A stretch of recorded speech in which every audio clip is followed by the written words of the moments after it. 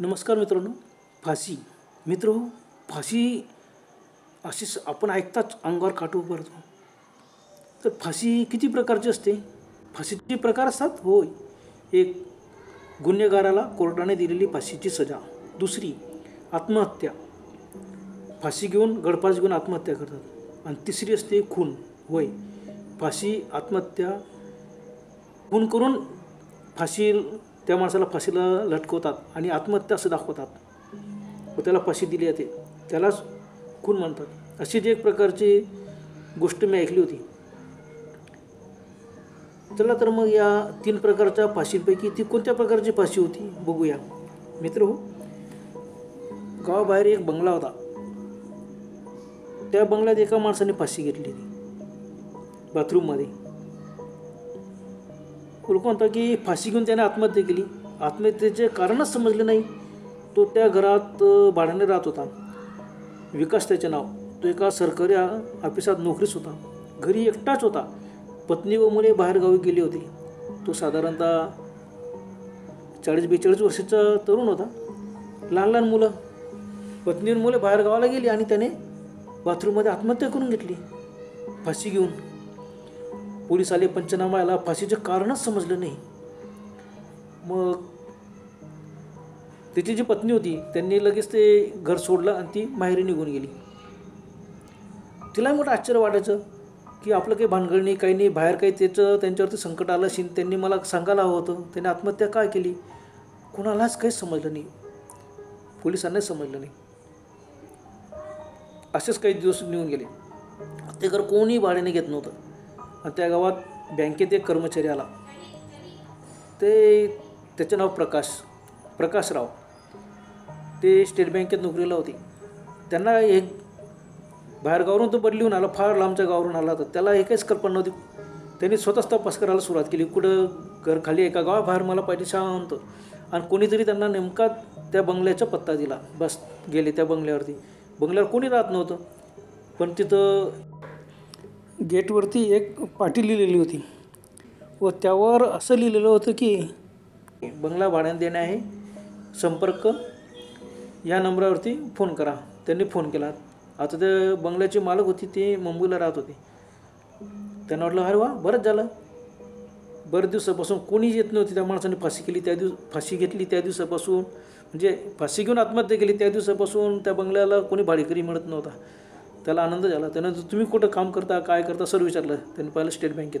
त्यांना वाटलं बरं झालं, कारण अगोदरच्या माणसाचं आत्महत्या केली होती ते एका सरकारी ऑफिसात नोकरीला होते आणि हा स्टेट बँकेत. त्याच्यामुळे यांना ती बातमी समजणारच नाही. चला बरं झालं, भाडेकरी भेटला. त्यांनी लगेच तो मनुष्य आला. त्याने तो बंगला त्यांना भाड्याने देऊन टाकला. बस 15 दिवसात प्रकाशरावांनी आपलं सर्व सामान वगैरे आणलं. प्रकाशराव आणि त्यांची पत्नी, नुकतंच त्यांना लग्न पण मूलबाळ नव्हतं. लग्न झालेलं होतं पण मूलबाळ वगैरे काही नव्हतं त्यांना. असे 5-6 दिवस गेले. हिवाळ्याचे दिवस होते. ते बाथरूममध्ये सगळे आंघोळ करत होते. सकाळचे 6 वाजले होते. त्यांनी हिवाळा असल्यामुळे अंधार होता, लाईट लावला होता. अचानक लाईट गेली. खिडकीतून फक्त थोडाफार उजेडत होता. तेवढ्यात त्यांना काहीतरी अंगाला लागले. त्यांनी हात लावताच ते एकदम दचकलेच. कुणाचे तरी पाय त्यांच्या डोक्याला लागत होते. ओ बापरे, ते घाबरले. त्यांनी पटकन बाजूला आले, वर बघितलं. अरे बापरे, एका माणसाने फाशी घेतलेली होती. आता बाथरूमचे छत उंच होतं, मस्त दोराला तो लटकलेला होता आणि मस्त हालत होता. ओ बापरे, केव्हा घेतली? आपण लाईट लावला, आलो होतं, आंघोळ केली, त्यावेळेला काही नव्हतं. ते थरथर कापून पाहायला आले आणि एकदम ओरडले आणि दरवाजा उघडला.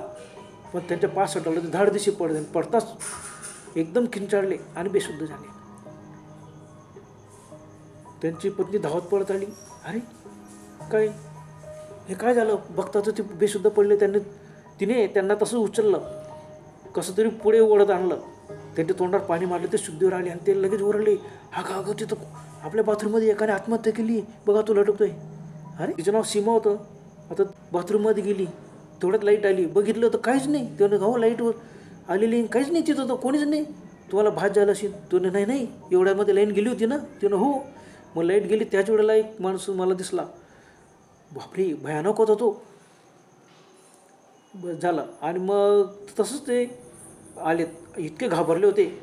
त्यांनी कपडे वगैरे घातले, ते चहा वगैरे पिला आणि तर मला भीती वाटते, मला झोपावंसं वाटतो. बस त्याने डायरेक्ट झोपून गेले. अरे यांना का असं झालं? त्यांच्या पत्नी सीमा, तिला एकदम संशय आला, काय हे घाबरलेले आहेत झालं. तिने भरून ते 10-10:30 वाजता निघायचे, 9 वाजले तर ते उठले नाही. त्यांना उठवलं, ते बडबड करत होते, नाही नाही नाही नाही मला त्यांनी मारलं. अरे झोपेत काय बडबड करतात? मग त्यांनी लगेच सीमाचा हात धरला. हे बघ ताई, तू की नाही, मी नंबर सांगतो त्या नंबरवर फोन कर. हां, नंबरवर फोन कर? काय बापरे, यांना काय डोक्यावर परिणाम झाला का काय? दिवस नव्हते, ते बडबड करायला लागले. त्यांनी सांगितले ह्या नंबरवर फोन करा आणि श्री संजय साहेब यांना ताबडतोब इथं बोला. संजय साहेब आणि नरेंद्र साहेब यांना इथं बोलवा, बंगल्यात बोलवा. बस मला त्यांना काही सांगायचं आहे. सीमावहिनीला असं काय करत आहे?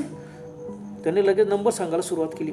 सीमावहिनी तो नंबर ऐकला आणि परत त्यांना वाटलं की यांची शुद्ध गेलेली हे भीतीमुळे त्यांना तसं वाटतं. त्यांनी लगेच प्याल्यात पाणी आणलं, त्यांच्या तोंडावर मारलं, ते लगेच शुद्ध. काय झालं ते मला विचारायला लागले. सीमा म्हणाले, काही नाही, तुम्ही काय बडबड करत होते? या नंबरवर फोन करा, या नंबरवर फोन करा. फोन सांगत होते. त्यांनी नाही मी असं काहीच बोललो नाही.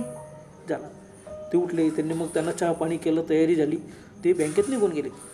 असे 2-3 दिवस गेले. पुन्हा रात्रीच्या वेळेला ते एकदम बडबड करायला लागायचे आणि म्हणायचे, हे बघ ताई, या नंबरवर फोन कर आणि संजय साहेब व नरेंद्र साहेब यांना बोलव, मला त्यांना काही सांगायचे. बापरे. मग सीमावहिनीला संशय आला की नाही, यांच्या अंगात भूत घुसलेलं आहे. आणि संजय साहेब, नरेंद्र साहेब कोण येते? चला बरं, तुम्ही सांगा नंबर. बस त्याने आणि मला ताई म्हणता डायरेक्ट. मग तिने सांगायला, तुम्ही नंबर सांगा. त्याने लगेच वही आणली, तो नंबर लिहून घेतला. बरं, मी यांना फोन करून बोलून घेऊन केव्हा बोलू, केव्हाही बोलाव. त्यांना फक्त एवढं सांगायचं आहे की तुम्हाला काही सांगायचं आहे, माझ्या पतीला काहीतरी तुम्हाला सांगायचं आहे. बस झालं. मग सीमावहिनी विचार करू लागले, काय असेल.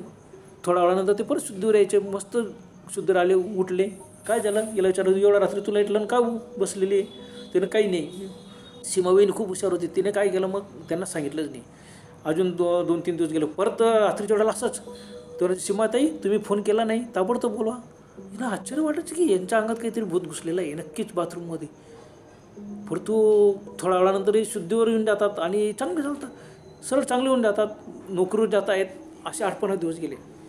एक दिवशी परत रात्रीच्या वेळेला झाले, ताई मी तुम्हाला रावण्या करतो, काही करा, पण या दोघं साहेबांना बोला, मला काही सांगायचे, त्यांच्याशी मला बोलायचे. आता सीमावहिनीला वाटलं की जाऊ द्या, जे ते काहीतरी रहस्य आहे, चला आपल्याला तर समजे. मग त्यांनी काय केलं, एक दिवशी त्या नंबरवर फोन केला. हॅलो, कोण बोलतो आहे? मी संजय बोलतो आहे. संजय साहेब बोलतो आहे. साहेब, मी सीमा बोलते. तुम्ही ह्या बंगल्यावरती, मी तुम्हाला पत्ता देते. तिने पत्ता सांगितला. हो बापरे, तो दचकलाच संजय. हो बापरे, काय तुम्ही कोण? तिने सांगितलं, मी सीमा. तुम्ही इथे कसं काय राहायला आलेत? तिने सांगितलं, नाही, माझे मिस्टर स्टेट बँकेत नोकरीला आहे, आम्ही इथं नवीनच राहायला आलेलो आहे. माझे मिस्टर म्हणतात की संजय साहेब व नरेंद्र साहेबांना बोलून घ्या, मला त्यांना काही सांगायचे आहे. तर ठीक आहे, फोन बंद करा. बस सीमावहिनीनं फोन बंद केला. अरे या माणसाला असं का उत्तर दिलं? पण आहे हे काहीतरी रहस्य आहे. मग काय,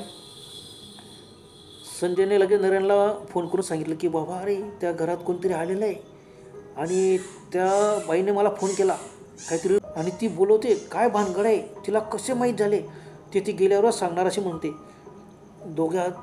ते दोघं सरकारी ऑफिसर होते, मोठे अधिकारी होते.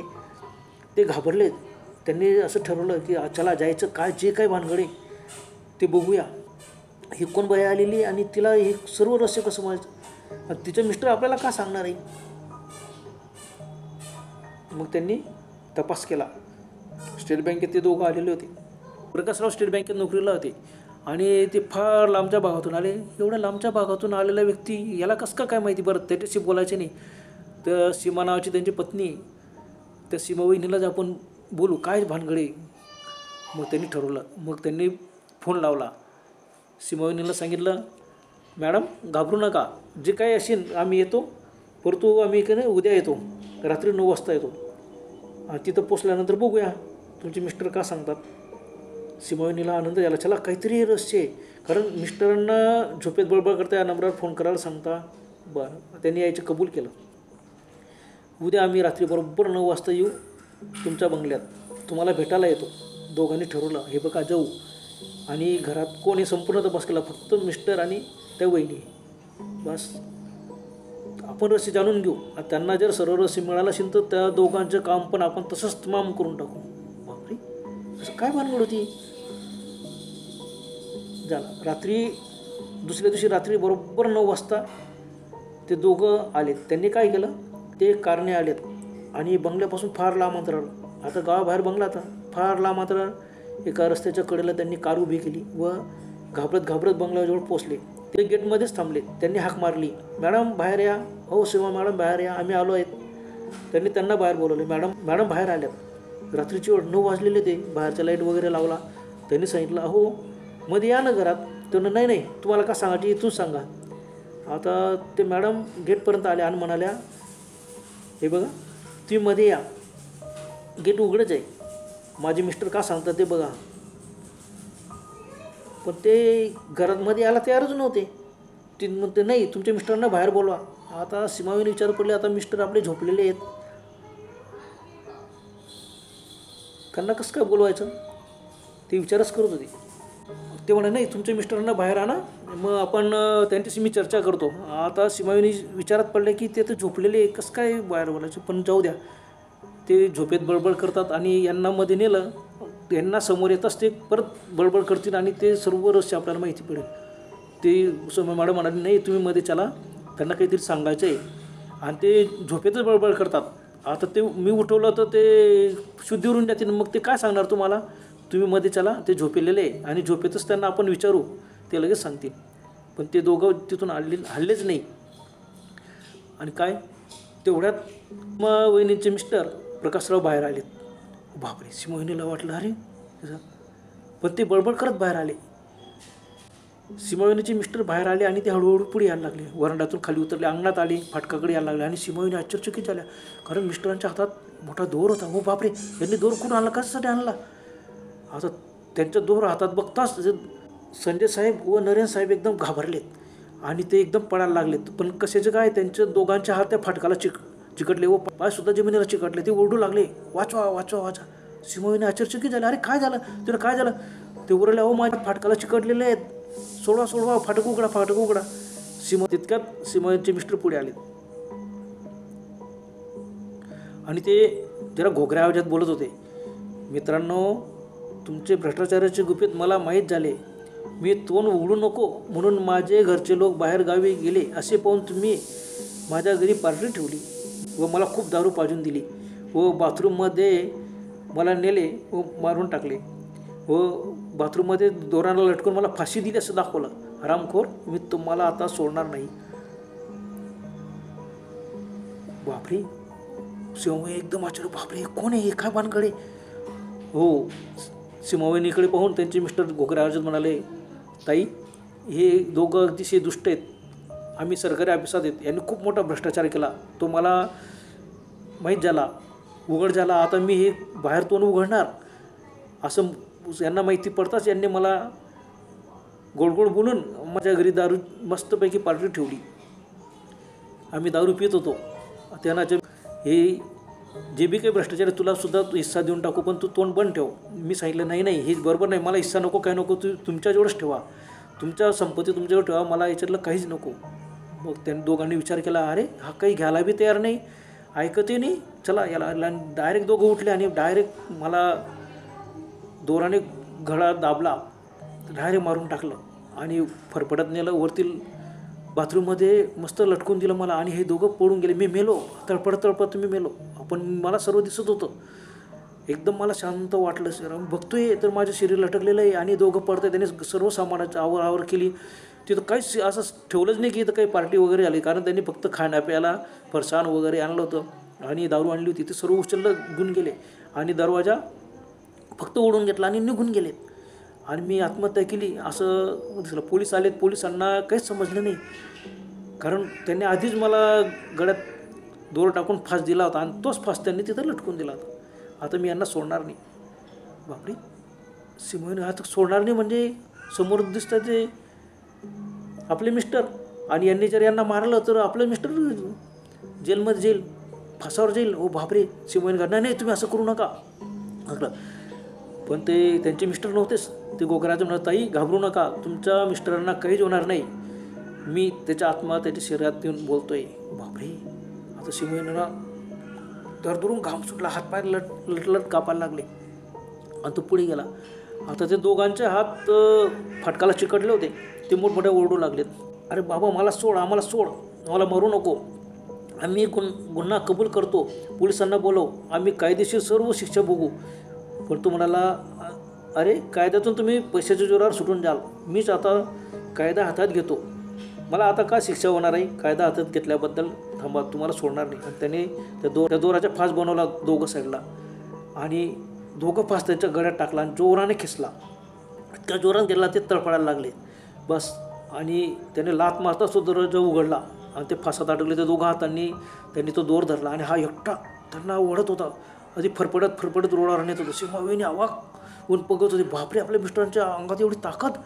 तर दोघांच्या गळ्यात फास येतो, त्यांना ओढत नेतोय. ते ओरडताय, त्यांच्या तोंडातून आता आवाज निघत नाही, हातपाय झटकताय. तसंच तो त्यांना रस्त्यावरती ओढतोय. रात्रीची वेळ, आता 10 वाजून गेले होते. सुमसाम रस्ता, सर्वकडे शांत वातावरण. सीमावहिनी असे थरथर कापत बाहेर आल्यात. हे नेतो कुठे आपल्या मिस्टर यांना, बस यांच्यात एवढी ताकद कशी आली. एकटा दोघांना ओढत नेतोय, एकच दोराच्या दोघं टोकाला फास आणि त्यांच्या गळ्यात टाकलेला आहे. बस असं ओढत नेता. सीमावहिनी तसेच पडाली. हो सोडा त्यांना मारू नका. तसे तिच्या तोंडातून तसं आवाज निघतो, मोठमोठ्या ओढाला, वाचवा. कोणी रात्रीच्या वेळेला तिचा आवाज कोणीच ऐकलं नाही. असं फरफडत तो पुढे जात होता. दोघांना सीमावहिनी मागून त्याच्या रावण्या करत त्यांच्या मागे पडत होती. बस असं ओढत तो पुढे गेला. जिथं त्यांनी कार थांबवली होती, बस त्या कारजवळ आला. समोर एक मोठं झाड होतं आणि अचानक त्याने एकदम जम मारली, हवेतच उडत गेला. बापरे, सीमा आश्चर्याने पाहा लागली, बापरे आपले मिस्टर हवेत उडत आहे.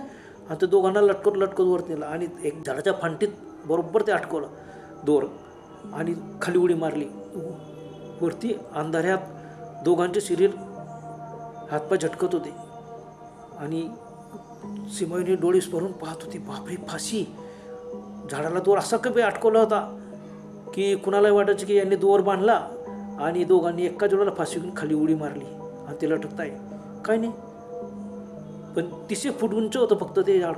पण एवढं उंचावरून त्यांचे मिस्टर उडत गेले कसे, काय केले, सीमावहिनीचा आवाजच बंद झाला.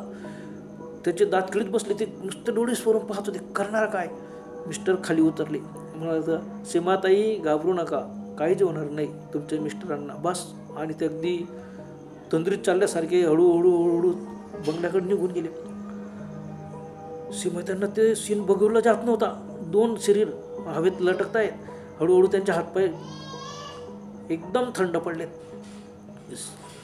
सीमावहिनी घाबरत मिस्टरांच्या मागे आली. त्यांनी दरवाजा उघडला, मध्ये आला आणि घरात घुसला.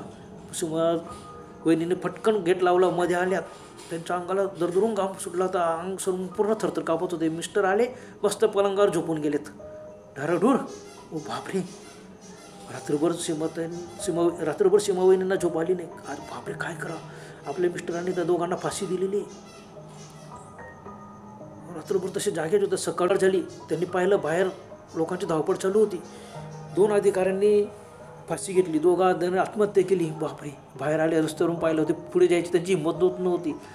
तेवढं त्यांचे मिस्टर उठले, बाहेर आले. काय झालं, ते काहीच बोलणार नाही. लोक धावत होते. त्यांनी विचारलं काय झालं. हो म्हणजे तिथं कोणतरी दोन लोक लटकलेले आहेत. त्यांचे मिस्टर तिथं प्रकाशराव पळत गेले आणि पाहिलं. हो बापरे, तिथून आल्या जाऊ नको, भयानक दृश्य आहे. आणि कसं काय, 2 लोकांनी कोणतरी आत्महत्या केलेली. आणि तिला मग तू जाऊ नको, तू सीन तुझ्याकडून बघूला येणार नाही, मलाच कसं तरी होतोय. बस घरात आले. असं कसं झालं, रात्री कोण होती ती, तिथं आत्महत्या केलेली, दे बाहेर जाऊन. बस झालं. मग त्यांनी आंघोळी वगैरे केल्या, सर्व तयार केली. सीमावहिनी आश्चर्यचकितून पाहत होती की आपल्या मिस्टरांनी त्यांना मारलं, फासावर लटकवलं, त्यांना काहीच आठवत नाही. खरंच कोणतरी आत्मा घुसला होता. झालं. सकाळी पोलीस आले वगैरे, मग त्यांना उतरवलं. आणि मग नंतर सर्व लोकांना माहीत पडलं की ते गव्हर्नमेंट ऑफिसात खूप मोठ्या हुद्द्यावर होते आणि त्यांनी काय कोणास ठाऊक रात्री येऊन तिथं कसं का आत्महत्या केली. हा ना सोनार तुमच्या बंगल्यातसुद्धा तुम्हाला माहीत नाही का, या बंगल्यातसुद्धा एका त्याच ऑफिसरल्या एका माणसाने आत्महत्या केली होती. आणि इथूनच काही अंतरावरती या दोघांनी आत्महत्या केली. काय समजतच नाही. एका ऑफिसरले 2 ऑफिसर, आधी एक कर्मचारी होता, त्या कर्मचाऱ्याने इथं आत्महत्या केली त्या बंगल्यात. तुम्ही हा बंगला घेतला कसा, इथं कसं का राहतात तुम्ही. पोलिसांनी पंचनामा केला, 2 अधिकाऱ्यांनी आत्महत्या केली. आत्महत्येचे कारण समजलंच नाही. बस पेपरात बातमी आली, 2-3 दिवस असं घाबरत राहिलं. पण त्यानंतर मिस्टर कधीही झोपेत बडबड केली नाही, काहीच नाही, शांत होऊन गेले. जो कोणत्या आत्मा येत होता त्या आत्म्याने आपला बदला घेतला होता आणि तो नाही सहन केला. म्हणजे अगोदर जिथं ज्या माणसाने आत्महत्या केली असं लोक म्हणत होते, वस्तू त्यांना फाशी दिली. फक्त सीमावहिनींनाच माहीत होतं, त्यांच्या मिस्टरांनाही माहीत नव्हतं. सीमावहिनीला लगेच मिस्टर सांगितलं, मला इथे भीती वाटते, आता आपल्याला माहिती पडलं इथं आत्महत्या केली. तुम्हाला हो, मला त्यांचे मिस्टर हो खरंच ना, मला एक भूत दिसलं होतं, जाऊ द्या आता सोडा एक घर. त्यांनी लगेच ते बंगलाच खाली केला आणि दुसरीकडे गावात येऊन राहायला लागून गेले. चला गावाबाहेर आता राहायचं नाही. मित्रो, दोघं आत्महत्या आहे, फास घेऊन आत्महत्या केली, परंतु ते फास नव्हते, खूनच होते. एक खून या दोघा अधिकाऱ्यांनी केला होता. आपला भ्रष्टाचार हा याने तोंड उघडू नको, तो हिस्सा घ्यायला तयार नव्हता आणि आता आपला भ्रष्टाचार हा बाहेरकडे हा नक्कीच तोंड उघडील. म्हणून त्यांनी त्याला एक कर्मचाऱ्याला कायमचं संपवलं होतं. आता या दोघांनाही संपवण्यासाठीच ते आले होते की यांना रहस्य माहिती पडलं, यांना संपवू परत. पण ते स्वतः संपले, त्यांच्यासुद्धा खूनच झाला. ज्या कर्मचारी अन्याय झाला होता त्याच्या आत्म्याने, म्हणजे त्या भूतानेच त्यांना दोघांना फाशी दिली. दोघांचा त्याने खूनच केला, खुनाच्या बदला खून. परंतु त्यांनी आत्महत्या केली, फाशी घेऊन आत्महत्या केली असं संपूर्ण जगाला समजलं. कारण आत्महत्येचे कारण समजलं नव्हतं, म्हणजे खून झाला आहे हे सिद्ध झालं नाही. बरं तर मित्रांनो, अशा काही घटना घडतात बऱ्याच ठिकाणी. आपण ऐकतो आत्महत्या केली का, ते खरंच सर्व आत्महत्या असतात का नाही, खून करून आत्महत्या दाखवणे. मित्रो, अशाच प्रकारच्या ही फाशी होती. खून करून फाशी दिली आणि आत्महत्या दाखवली. बरं तर मित्रांनो, आजपुरतं एवढंच. पुन्हा भेटूया लवकरच. तोपर्यंत गुड बाय.